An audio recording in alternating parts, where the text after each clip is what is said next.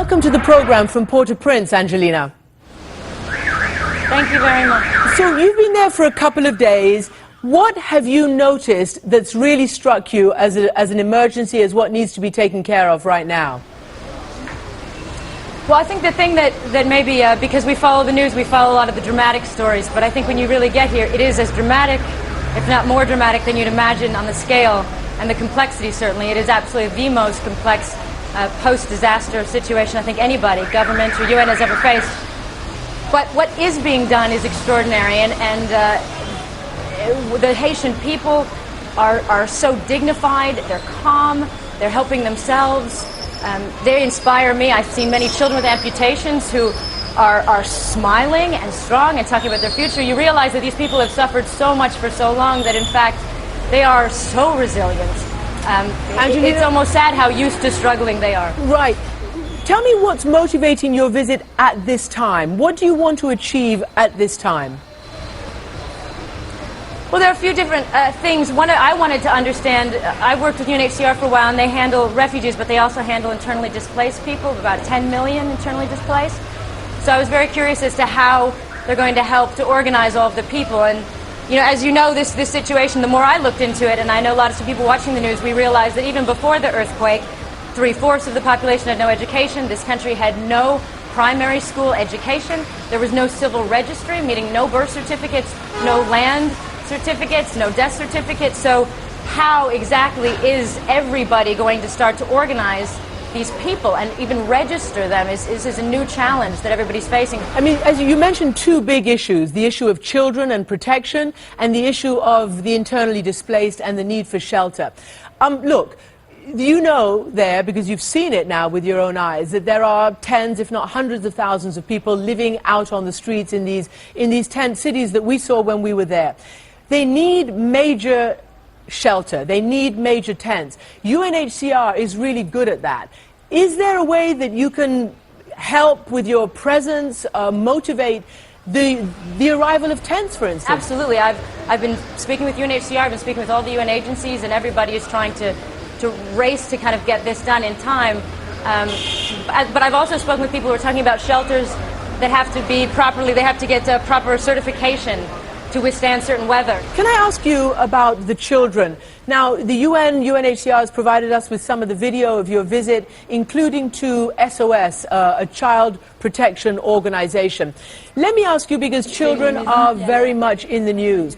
And before I went there, the head of UNICEF alerted us on this program to beware of trafficking, to be aware of hasty adoptions. The Prime Minister told me a couple of weeks ago and really made a dramatic statement that already children were being trafficked and even organs were being trafficked. And now, of course, you've arrived in the middle of this, let's say, legal case where a bunch of Americans are being held because of charges of trafficking. What do you think needs to happen for these children to protect them, even from people who might think they're doing their best for them by trying to take them out?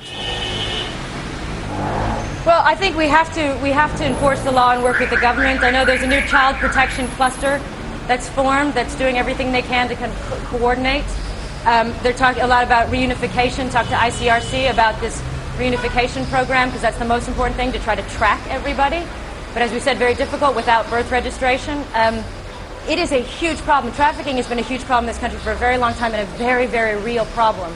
So I think everybody that means well needs to really take that very seriously and not get frustrated, but really work with the country. And for myself, as somebody who's an adoptive parent, I understand the urge to assist in that way, but now is not the time. An emergency is not the time for new adoptions in any way. I'm personally going to assist in-country organizations like SOS that in fact do raise orphans in-country with widows. It's an extraordinary program, and they do it, and they raise them for life. And it's one of the programs that's in 134 countries, and it should be scaled up. It's one of the best ways to help a child without removing a child from its home country. So the more we can scale up in country, the better. Look, you raised the prospect of yourself as an adoptive parent. Obviously, there's been a lot of speculation as to whether you will adopt from Haiti. Obviously, you're saying not now, but will you? Is that something that you're looking at? I'm always open to children around the world. We're that kind of a family. Brett and I talk about that. But But that's not what we're focusing on at this time, by any means. We're not here for that. We're here to see how we can help protect the children in country and scale up the needs here. So when you went to SOS, you saw some of the children, correct, who had been, who had been taken out, or at least they tried, the Baptist missionaries were trying to take them out. You saw some of those children at the SOS facility? I did. And how were they doing? And they seem... Well, it's a beautiful facility. It didn't crumble to the ground. It's actually a wonderful, happy place for children. They seem very, very cared for. I don't know how much you can talk about the discussions with those children because it's an ongoing case. But I will say they did mention, two that I spoke to did mention their parents and their desire to see their parents.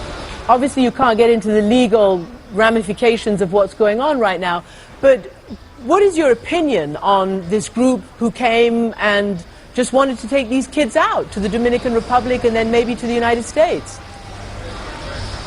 You know, I think there's been a lot of discussion about them, and I think they're being used as an example case. I don't know enough of the facts, and I don't know. I think we all like to believe that people have very good intentions, and I don't. I'm certainly not the one to say anything negative. But there are real traffickers that we do know of, and we do have to all take that into serious consideration for these children. And so what is the big picture? How can we help before the earthquake, there were some 380,000 orphans living in horrible conditions. There are many more now, but we don't know who is an orphan. I've met women in the Dominican Republic in hospitals who were saying they haven't spoken to their children. They have no cell phones. They have no way to tell their children they're alive.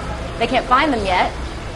And so that's the most important thing that we can do, is just protect everybody, give them aid, start to register them, and try to help them with reunification. And then we can discuss ways to help them beyond that. And we all need to be here, which is the other discussion. We all have to help these children and this country for a very long time. Mm-hmm.